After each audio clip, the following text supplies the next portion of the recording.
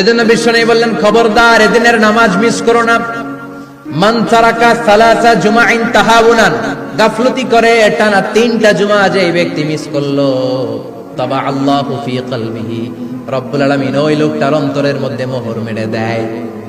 ওয়া কুতিবা ফি জুমরাতিল মুনাফিকিন, মুনাফিকদের খাতায় তার নাম তুলে দেয়।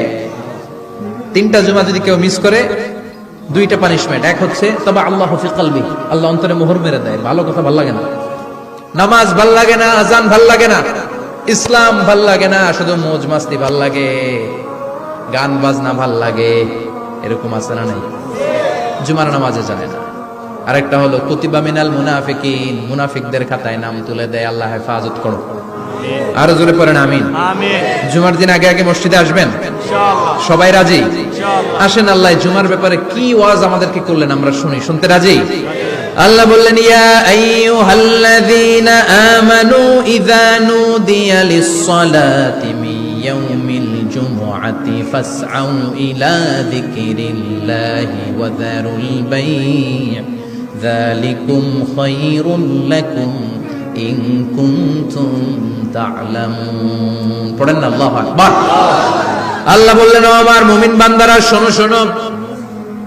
আপনাদেরকে অ্যাড্রেস করে আল্লাহ বলছেন, ও আমার মুমিন বান্দারা শোনো, ইযা নুদিয়া লিস-সালাতি মিন ইয়াউমিল জুমআ, জুমার নামাজের আযান যখন দেয়া হয়, ফাসআউ ইলা যিকরিল্লাহ, আল্লাহর স্মরণে তোমরা ধাবিত হও। ওয়া যারুল বাই', কেনা বেচা বন্ধ করে দাও। যালিকুম খায়রুল লাকুম ইন কুনতুম তা'লামুন, এটাই তোমাদের জন্য কল্যাণ যদি তোমরা বুঝতে পারো। জুমার নামাজের আযান যখন হয়, ফাসআউ ইলা যিকরিল্লাহ, আল্লাহর স্মরণে তোমরা বের হয়ে যাও। আল্লাহু আকবার। ফাসআউ ইলা যিকরিল্লাহ ইযা নুদিয়া লিস-সালামি ইয়াউমিল জুমআ, জুমার নামাজের আযান যখন দেয়া হয় বের হয়ে যাও, তখন কোনো কাজ রাখা যাবে না। এই আযান দ্বারা উদ্দেশ্য হচ্ছে খতিব সাহেব খুতবা দেওয়ার জন্য মিম্বারে বসলে যে আযানটা দেয়া হয়, এই আযান। কথা বুঝতে পেরেছেন? কিন্তু দুর্ভাগ্যজনক হলে সত্য, আমাদের বাংলাদেশে এই আযানটা কেন যেন মুয়াজ্জিন ভাইরা ইমাম সাহেবের সামনে এসে আস্তে আস্তে দেয়, ছোট ছোট করে ইমাম সাহেবের মুখের উপরে দেয়, মাইকে দেয় না। এটা পাইছে কই? এটা যে কোত্থেকে ঢুকছে এক আল্লাহই ভালো জানে। আযান মানে অ্যানাউন্সমেন্ট। আযান মানে কি? কথা বলেন। অ্যানাউন্সমেন্ট কি জোরে হবে না আস্তে? তো সব আযান মাইকে এত সাউন্ড করে, এই আযানটা ইমাম সাহেবের মুখের সামনে এসে ছোট ছোট করে কেন দেয়? এটার কোনো দলিল আছে বলে আমার জানা নাই। এই আযানটা মাইকে হতে হবে। আমি পৃথিবীর যত দেশ ঘুরেছি, অনেক বড় বড় মসজিদে আমি জুমার সালাত করেছি, সব জায়গায় মক্কাতুল মুকাররমা সহ মসজিদে নববী সহ সব জায়গায় খতিব সাহেব জুমার মিম্বারে বসার পরে যে আযানটা দেয়া হয়, এটাও অন্যান্য আযানের মতো মাইকে দেয়া হয়।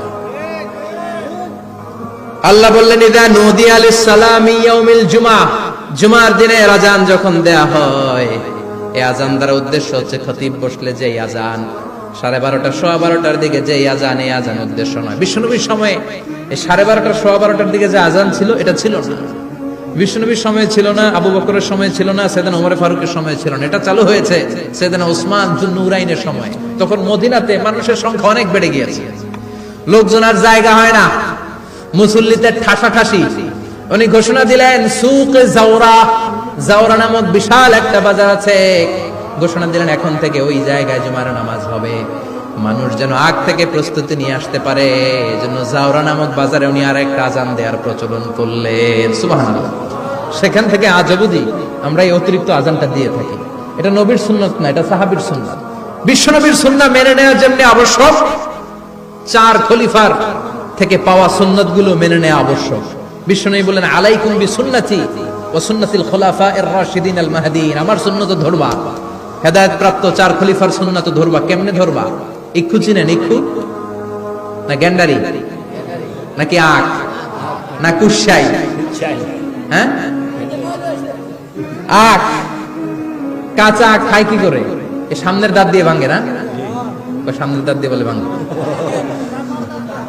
চাপার দাঁত দিয়ে, এই জায়গার দাঁত দিয়ে শক্ত করে ধরতে হয়। বিশ্বনবী বললেন, আব্দু আলাইহা বিন নওয়াজিজ, আমার সুন্নাত আর সাহাবীদের সুন্নাতকে চাপার দাঁত দিয়ে আঁকড়ে ধরে, যাতে ছুটে না যায়। চিল্লায় পড়েন আল্লাহু আকবার।